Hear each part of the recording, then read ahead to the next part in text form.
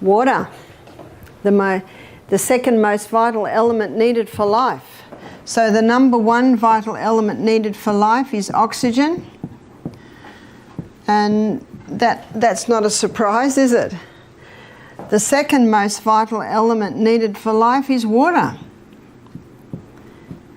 You can go 3 minutes without oxygen. You can go a couple of weeks without water.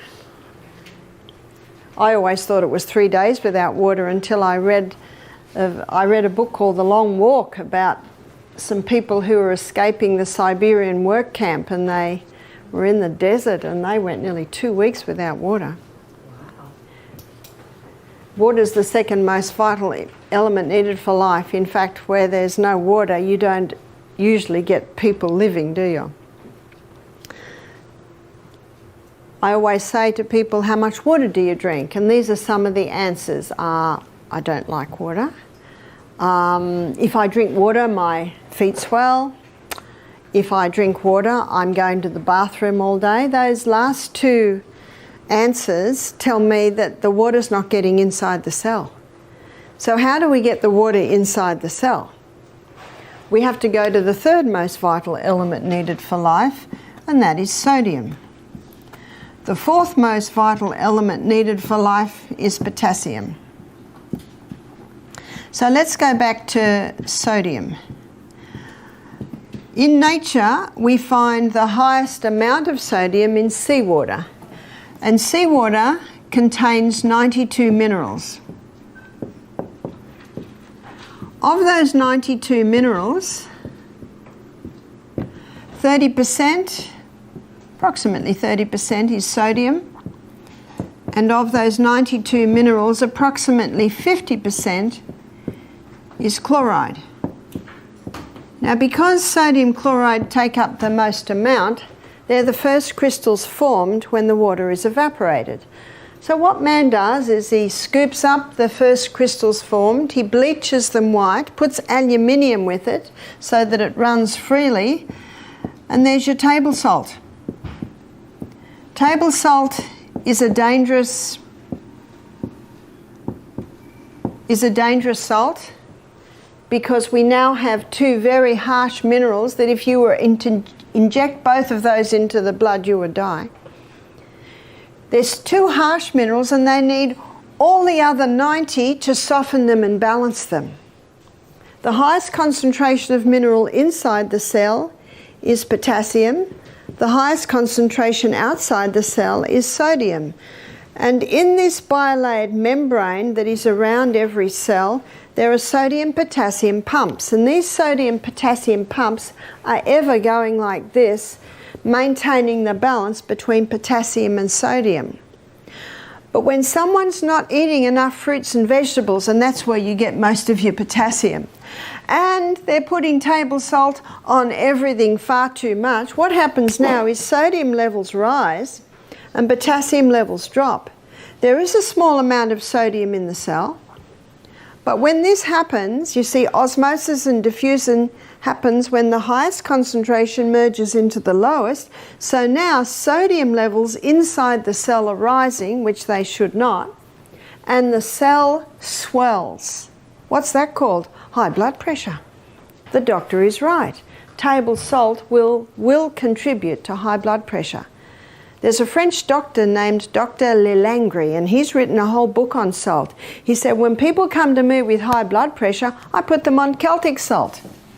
Why does he put them on Celtic salt? Because Celtic salt contains 82 minerals. It's a hand-harvested sea salt. So the minerals are in the Celtic salt in their balanced form. What about Himalayan salt? In many places, Himalayan salt is a lot easier to get. There's about 75 minerals. So it's pretty good. But I prefer the Celtic salt. And one reason is that the Celtic salt has 3 magnesiums. It contains magnesium chloride and magnesium bromide and magnesium sulfate. Magnesium is a water-hungry molecule, And this explains why the Celtic salt is such a moist salt, especially when we've had a lot of rain, because those 3 magnesiums absorb the moisture. And because magnesium is a water-hungry molecule, it can be used to help the water get into the cell. So when you take a crystal of Celtic salt, put it on your tongue, and some say, how big's a crystal? Well, if you've got high blood pressure, start small, about the size of a sesame seed. I don't have high blood pressure, so I might have about 3 times little sesame seeds. Put it on your tongue, your mucous membranes start absorbing the minerals, the magnesium is taken to the cell membrane, and you drink your water, and that magnesium pulls that water inside the cell. It's the quickest way to hydrate a body. The only time excess water drinking can be dangerous is if people drink too much at once and don't have the minerals that are in the Celtic salt to pull that water inside the cell. I've had people complain to me, they say, I'm drinking more water now and now I'm going to the bathroom all day. So I say, are you having the salt? Have a little crystal before every glass of water. And ideally we should be having approximately 8 glasses of water a day. And then I say to them, and don't drink a whole glass at once. I think I mentioned earlier, I drink half a glass as soon as I get up. I go to the bathroom, I drink another half glass. Then I get dressed and have another half glass. But when I start every glass, I have that little bit of salt. So you spread the water over the day. And many people have said to me, thank you so much, that has made a big difference. See, huge water in, it's not long before huge water has to come out. It's like watering a plant. And look how God sends the rain, little by little by little. And when there's a tornado, when there's a torrential downpour, that's when the soil gets washed away and flooding can happen. So remember that with your body. Take it little by little by little by little. It is the best way to take it. Lining our gastrointestinal tract are villi. And on the villi is a receptor site. And that receptor site is to take the glucose through and into the blood. So on this villi, we've got a blood capillaries that go all the way through. Now in that receptor site is a carrier. And this carrier is designed to take the glucose through to the blood. But the carrier will not accept the glucose unless it comes with a molecule of sodium. I read this in my anatomy and physiology book. In the anatomy and physiology book, I memorized the sentence so I could give it to you from the horse's mouth. Sodium is the main transport system of glucose across the brush border wall and into the blood. And yet what are we told? Don't eat salt. Well, I agree with the table salt because it causes this imbalance of minerals in and out of the cell, absolutely. And did you know that sodium chloride is so strong it can kill the taste buds? Have you seen people that eat table salt? They put it on everything and they put it on before they've even tasted it. Well, no wonder their taste buds are dying. Whereas Celtic salt, with all of its minerals, it enhances the flavour of the food. Now the red lentils we had this morning, a few people have said, what's in this? I've even served it at my house at breakfast and people have said, is there chicken in this? And I know why they say that. It's because it's so flavoursome. Well, it has a little olive oil, some herbs, nice if you can get fresh or Italian herbs, and some Celtic salt and a bit of turmeric. That's it. I rinse it very well. It must be rinsed well first. And I do that just before it's fully cooked. And yet, as you can see, it's delicious. See, I'm not interested in cooking up onions and garlic, and much as I love that in my lentils, I'll do that at lunchtime. But in the morning, I've got hills to run up and down, creeks to jump in. I'm not interested in being in the kitchen for a long time, and that's a very quick dish to make. So sodium not only is required to get the glucose into the blood, it's also required to get the water into the cell. So it's sodium. It's the third most vital element needed for life. And you can get that information on the 4 vitals in any anatomy and physiology book, chemistry book, biology book. I'm just giving you the facts here. So as you can see, water is very important. But so is the salt. And again, the potassium is found in all your fresh fruits and vegetables. Calcium cannot get into the cell by itself. It needs vitamin D.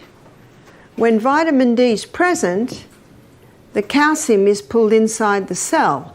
And remember, I showed you the other day that calcium's called the king because when it gets into the cell, all the other minerals piggyback on the back of calcium. Something else happens. I'd like to go back to this for a moment. When the magnesium's put on the tongue and you have the glass of water, or half a glass, a little bit later the other half glass, that magnesium pulls the water inside the cell. And in the bilaid membrane that is around every cell, there's a little motor. And when the water's pulled through the membrane and into the cell, it causes that little motor to start spinning. And the spinning of that motor gives us a unit of energy.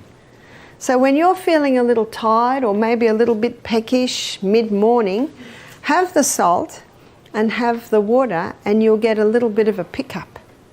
So when everyone's going outside to have their cigarette or their cup of coffee, you have your crystal of salt, your glass of water.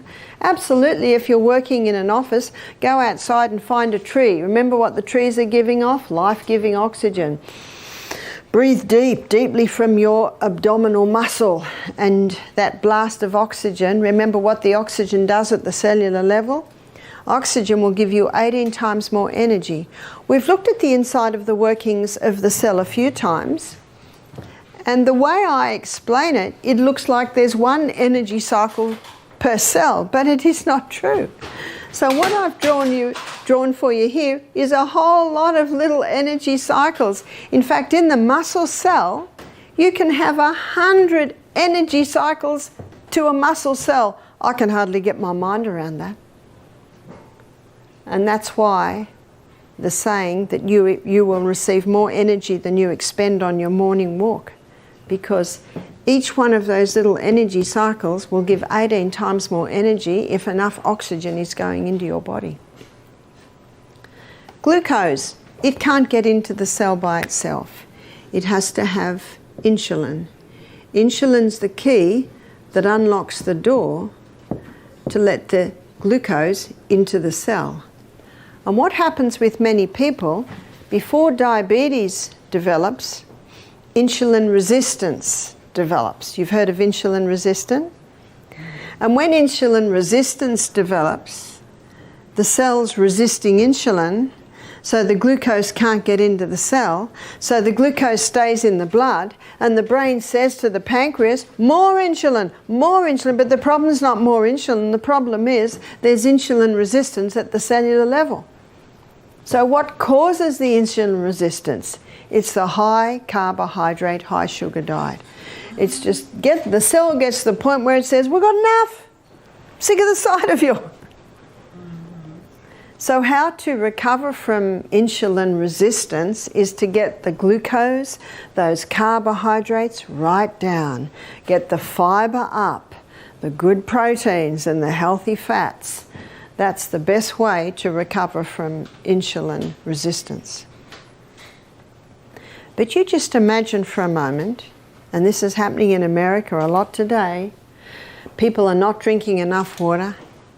They're not having the whole salt, and they're definitely not having many greens, which is where your magnesium is. So the little bit of water they're having is not getting inside the cell. They don't go out in the sunshine because they're scared of getting skin cancer. So they're not getting their vitamin D, so the calcium can't get in and the minerals can't get in. And they're trying to lose weight, so they've listened to a lot of the media hype that you've got to stop the fat because fat will make you fat. So they're on a high carbohydrate diet. Remember what fat will do? It'll give you satisfaction or a satiation, a full feeling. But if you're not having any fat, you just eat and eat and eat and eat and eat and eat. The whole packet of cookies goes, the whole chips go. There's not a sign in your body that says enough. It's the fibre, protein and the good fats that will give you that sign. So they're on a high carbohydrate diet, thinking that if they go fat-free, they'll lose weight. And can you see what's happening? The water can't get in, the minerals can't get in, the glucose can't get in, and the body says, what are we going to do? Because remember, this is the CBD of the human body. What are we going to do? And the body says, we've got one last thing up our sleeve. We'll just force it into the cell. That's high blood pressure. So high blood pressure can be a result of dehydration. It can be a result of mineral deficiency, magnesium deficiency. It can be a result of vitamin D deficiency. It can be a result of a high carbohydrate, high sugar diet. It can be a result of inactivity. So there's a whole lot of things that can come together to contribute to high blood pressure. That's why the detective hat has to be put on to find out why these things are so. And in some cases it'll be a bit of this one, in some cases a bit of that one, in some cases other things. And you saw from the first lecture, it seems a long time ago, doesn't it? Back to Monday. We looked at how genetics loads the gun, but it is lifestyle that pulls the trigger. So the cell, and understanding the workings of the cell, is paramount to understanding how these things affect the body. We have a book in our library, and I know we have it in the library here. It's by an Iranian doctor called Dr. Batman Geheldij. I think that's how you pronounce it. It's called One of the Body's Many Cries for Water. The second title to his book is He's Not Sick, He's Thirsty. The third title to his book is Don't Treat Thirst with Medications. His story is fascinating. I think it was in about the 70s or 80s. He was a political prisoner. And because he was a doctor, everyone came to him when they had problems. And all he had was water. So no matter what the problem was, he'd get them to drink a glass of water. He'd come and see them 15 minutes, he'd give them another glass of water. So usually in half an hour, they had 3 glasses of water. And he was just shocked at how the headaches are gone, the migraines have eased, the stomach ulcer pain had relieved, the asthma attack relieved. He only gave them water because he had nothing else. He just wanted to make, I guess, a show that he was doing something, and because he was doctor, they just drank their water. So he began to document what he was finding because it surprised him. He did not realize, he did not expect the water to have that much of an effect. I can't remember the period of time, but eventually the government changed and he was freed, and he said, look, do you mind if I stay a bit longer? I'm in the middle of this fascinating research. And he has presented his findings at medical conferences. He's presented his findings in medical journals, but it's not a very popular subject because you can't make much money out of water. Now you'll understand why the second title of his book is He's Not Sick, He's Thirsty, and Don't Treat Thirst with Medications. It was a fascinating book for me to read, and I'd like to take you inside and look at a few body functions and how they're affected by dehydration. So let's begin at the mouth. Did you know that in a state of chronic dehydration, too much saliva is produced? Some people think a dry mouth is a sign of dehydration. It is, and too much saliva can be a sign of dehydration. You see, when not enough water is going into the body, and how much water should go in? Let's do an assessment of that. So our kidneys, to know how much water should go in, we need to look at how much is coming out. So in our kidneys, we urinate out 1.5 litre loss. Now, a litre is the same as a quart. So I'm probably best, because I'm speaking to an American audience, to say quart loss. 1.5 quart loss. Out of the skin, it can be 0.5 of a quart loss. Out of the colon, 0.3 of a quart loss, and out of the lungs, it's about a 0.2 of a quart loss. So that equals 2.5 quart loss every day.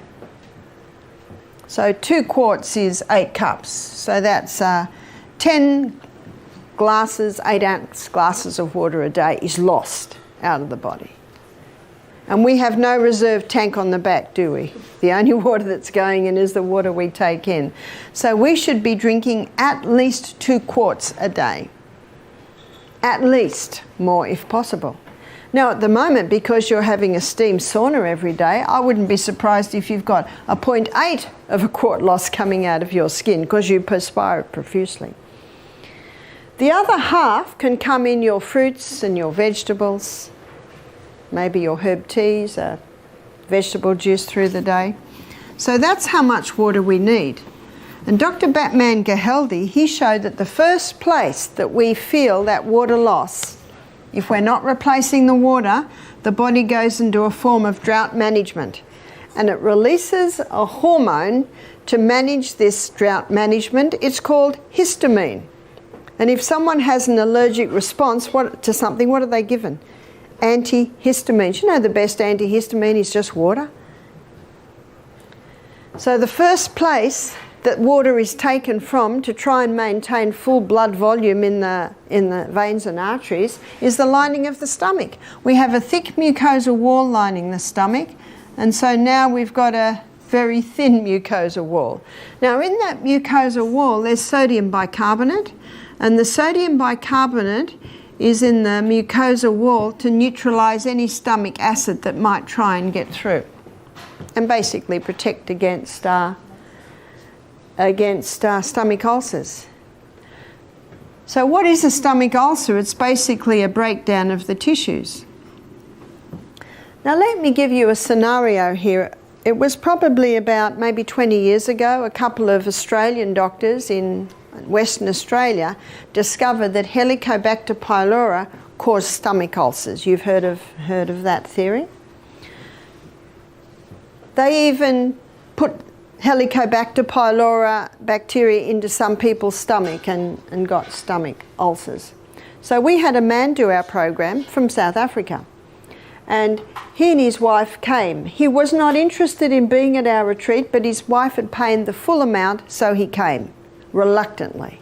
And when I'm talking to him, he's about 57, he did not want to answer my question. He answered them abruptly and shortly. He wasn't annoyed at me. I know he was annoyed at his wife that he was even there. I said to him, "Do you drink water?" "Yep, 2 litres a day." So I just moved on from that. I didn't ask any more questions. I said, "Do you want any medication?" He said, "Yes, I'm on a different antibiotic every month to kill the Helicobacter pylori in my stomach because I have had stomach problems for 25 years. I've been all over the world." So the latest thing he was trying was antibiotics because they found he had Helicobacter in his stomach. I said, "Oh, how long have you been on this program?" He said, 4 months. So he's had 4 doses of Helicobacter pylori, and guess what? It's still there and he's still got the stomach pain. I said, "Are you interested in trying an alternative to your medication?" He said, "No, I'm very happy with my medication. Thank you very much." And I always give everyone respect. I respect everyone's choices. Isn't that our God-given right? Absolutely. I just said, "Oh," and I left it there. Now, after the first lecture where I talked about the body's ability to heal itself, so that we have a problem, we should be looking at how the body heals and work with it. He and his wife, and she was on the medication too, they came straight up to me. He said, "That made more sense than anything I've ever heard. I'm willing to do what you suggest." I said to him, "I have no authority over your medication, but I said, if it was me, I would cease it because it hasn't worked so far, and I would try the herbs that I suggest." He said, "I'm willing."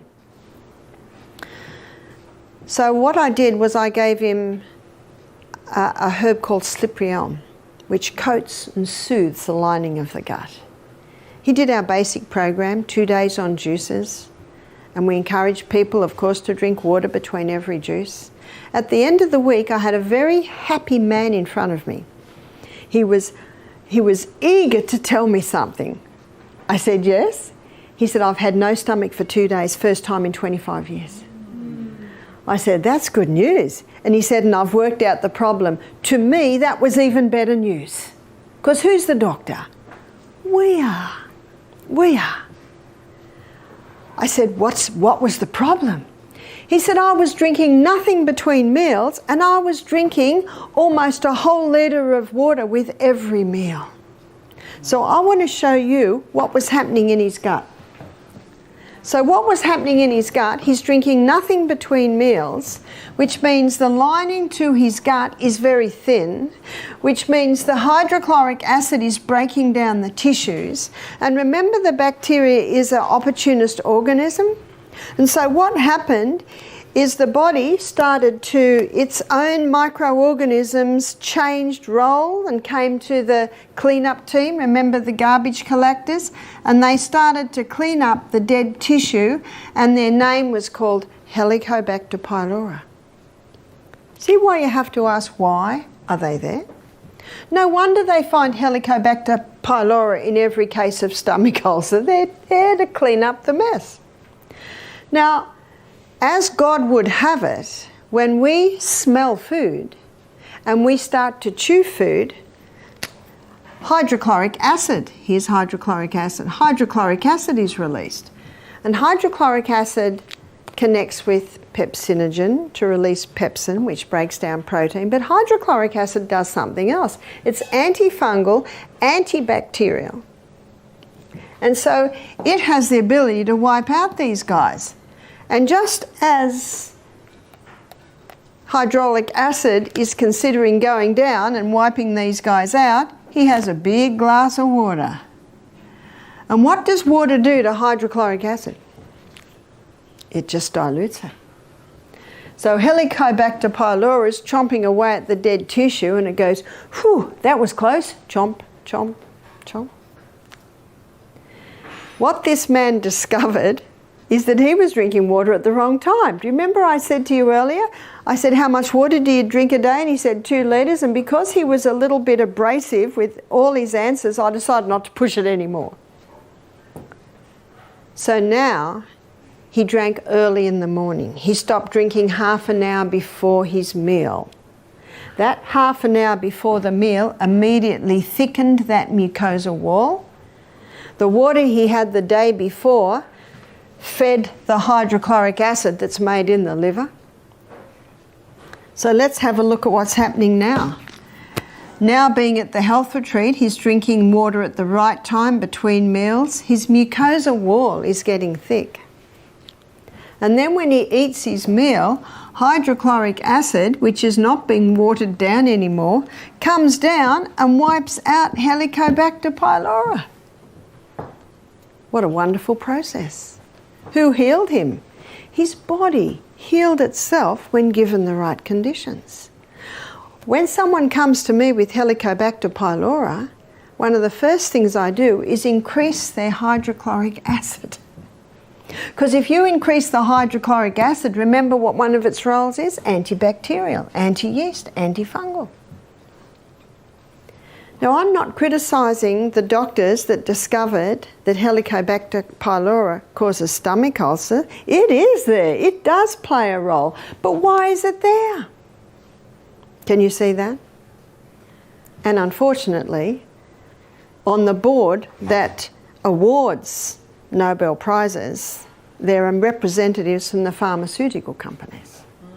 So we won't go any further there, and I certainly am not saying people that get Nobel Prizes don't deserve it. Absolutely they do, because of their great work.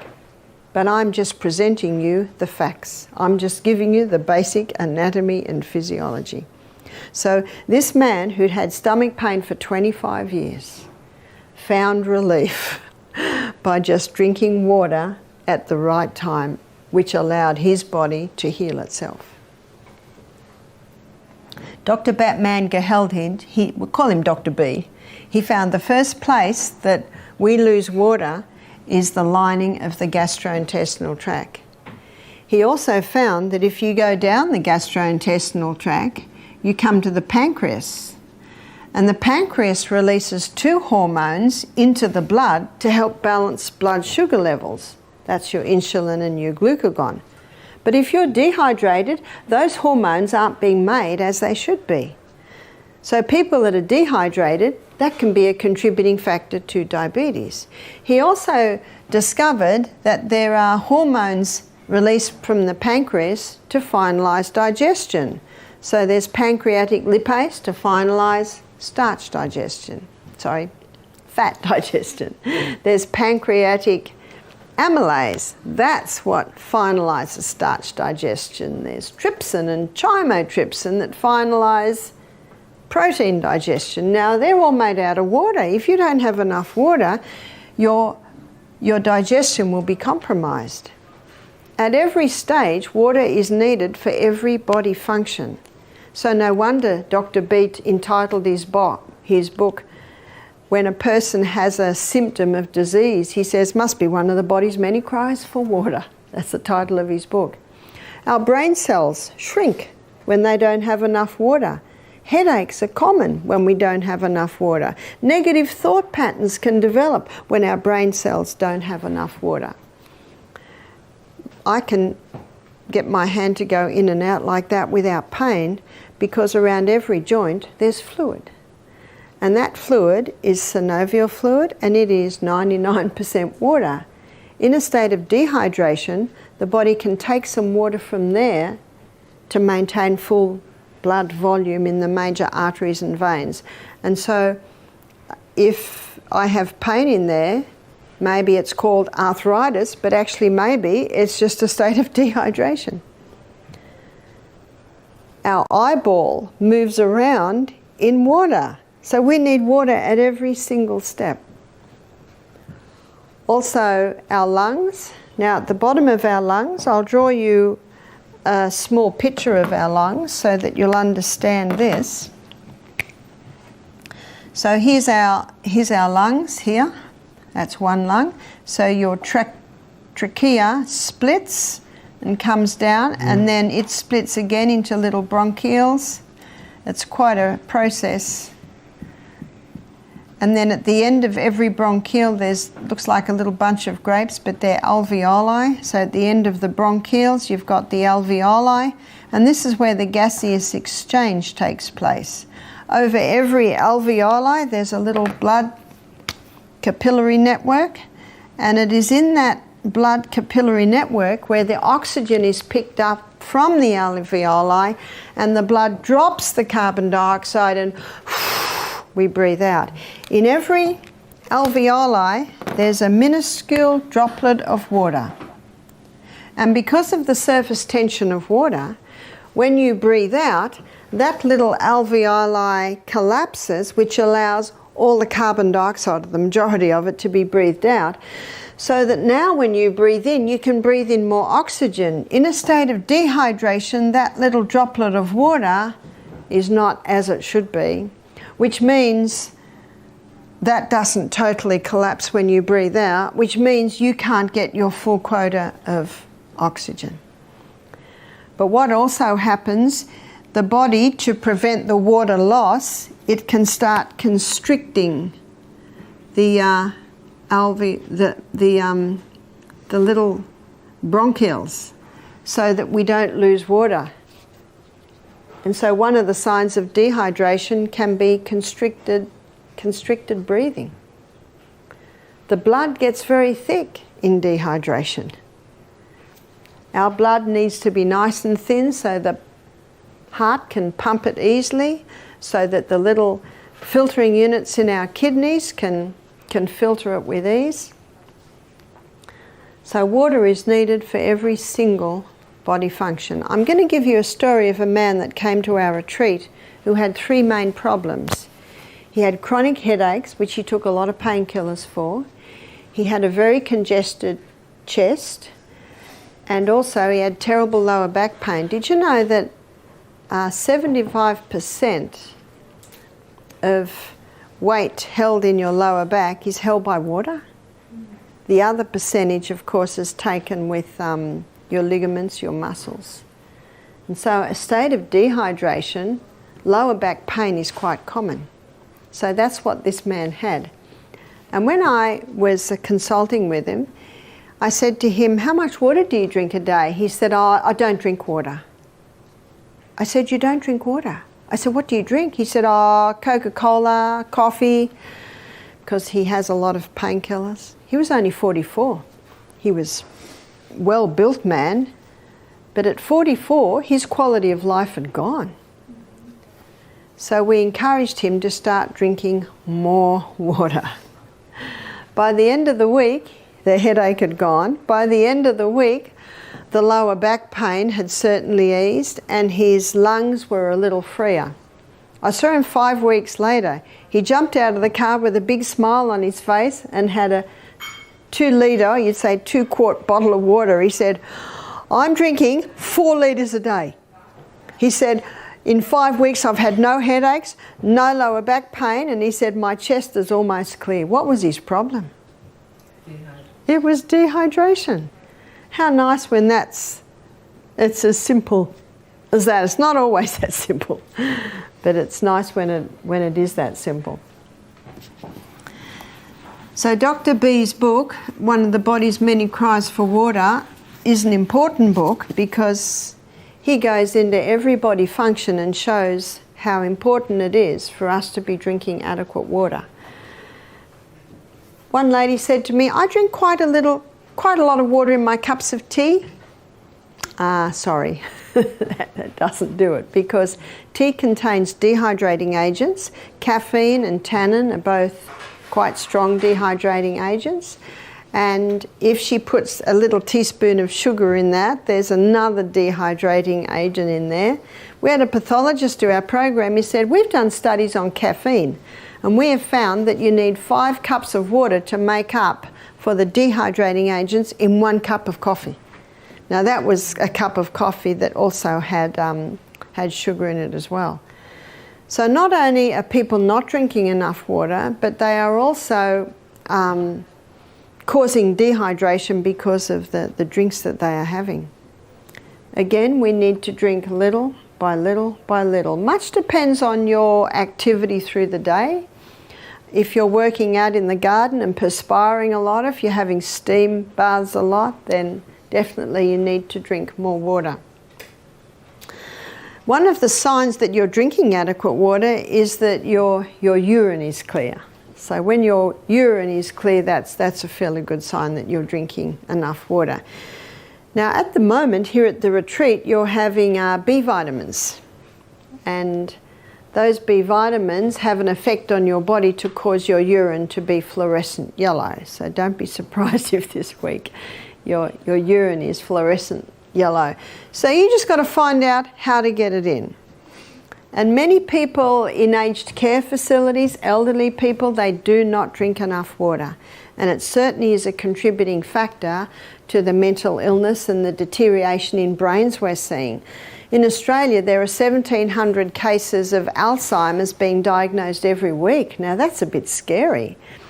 Did you know that God never meant our brain to deteriorate? And tomorrow we're going to go to the brain, and tomorrow I'm going to show you how you can get brighter and smarter and wiser with age. Brains should not be deteriorating. Have you read of Alzheimer's or dementia in the Bible? I certainly haven't. And before the flood, you know, people were living till they were 700 and 800 years old. We're getting people today who are showing signs of dementia and Alzheimer's in their 40s. And in their 50s, and that this should not be. And it's often not just one point, often it's several points, but one is certainly dehydration. So I'll give you a story to illustrate. We had a lady came and did our program a few years ago now, it's probably about 6 years ago now. She was 45 and she brought her mother who had dementia. So we always say if someone has Alzheimer's or dementia, they will need to have a carer with them. Because we're not a hospital, we just teach you how to give your body the conditions for healing. when the mother first arrived, so the mother was probably early 70s, I went into the bedroom and she was just standing there looking out the window. And she looked at me, she didn't seem to even know who I was or acknowledge me. So I talked to the mother, and, well, I couldn't say much to the mother, but I talked to the daughter and I found out she hadn't drunk any water for 2 days. And because she had dementia, her daughter would ask her and she'd say, oh yes, I've drunk lots of water, but she actually wasn't drinking any. And she hadn't been to the bathroom for 3 days. I'm talking about her bowels. So they're two things that we can fix pretty good. So we gave her herbs to get the bowels moving, and we just got her to drink little bits of water. See, a lot of elderly people are put off water because they don't want to have an accident. But if you can explain to them, just have a mouthful at a time. That's reachable. Just have a mouthful at a time. If you have a mouthful of water every couple of minutes, you'll be surprised how much water you can get into the body in a day. So just have lots of little bits. Within 24 hours, this lady had no dementia. She was lucid. She was talking to people, sitting and dialoguing. And the daughter looked at her, and she hadn't seen her mother like this for a long time. You see, I understand what it's like in an aged care facility, because she had her mother in an aged care facility because it was just so difficult to look after her. She really couldn't leave her. That the nurses are so busy, they don't have the time to make sure everyone drinks enough water. And something else happens. When they get them to drink more water, more of the elderly people are having accidents, and then there's a lot more work for the nurses. I understand that. I understand it. I think it's our role to give our body the conditions so we never get there. Is that right? So that when we're getting into our latter years, our kids will want us to live in the little granny flat because we're going to mind the children. We're going to put the washing on the line. Oh, that's right, you put them in the clothesline. They do the ironing. They chop up the vegetables. You know, I say they're queen mother activities. You know, slow down a little bit. But how helpful is that for most busy families to have the mother or the mother-in-law there who's got a clear mind and can be of a help? I understand why so many are put in aged care facilities, because they can't be looked after. One lady said, my mother gets up at 3 in the morning, she goes to the people next door, she puts the clothes on off their clothesline. Oh, and my mother was found down the middle of the road naked. You know, that's very hard, and I feel so much for the person, because, you know, that's very debilitating for the mind to deteriorate like that. And so here we had this lady who got her faculties back within 24 hours because we got her bowels working and she started to drink more water. She really liked the salt. And if you give salt to someone, you know, what's the next thing they do? They reach for the water. So this daughter and her mother, the daughter's name was Isabel, she decided to book in for the next week. So she stayed for 2 weeks. She hadn't seen her mother like this for 10 years. Halfway through the second week, she rang up the aged care facility, she cancelled her room, and she brought her back home. And she lived with her for another 10 years. She eventually, I think, had a heart attack in her early 80s and passed. But what a lovely thing that could happen. So the scary thing about that story is how many people are losing their minds, are in aged care facilities, that if they just had someone who could work with them and get these body functions working well, would be okay. But as I said, the person we can work on is ourselves. And when our friends and relatives see the effect of what these lifestyle changes are doing, then they'll be inspired to make the changes too, we hope and we gather. So I want to give you a few Bible verses that illustrate the body. So we've got Romans chapter 12, verses 1 and 2. The Bible says, I beseech you therefore, brethren, by the mercies of God, that you present your bodies living sacrifices. What's a living sacrifice? It works well. that we present our bodies living sacrifices, holy and acceptable to God, which is your reasonable service. Do you know why it's so reasonable? Because we're living in the body. And it's nice living in a body that works. But notice verse 2, it says, be not conformed to this world. Now we all know what that means. Just go to the fast food shops. Isn't that the way the majority of people live? Be not conformed to this world, but be transformed by the renewing of your mind. When you're transformed by the renewing of your mind, you get a clear mind.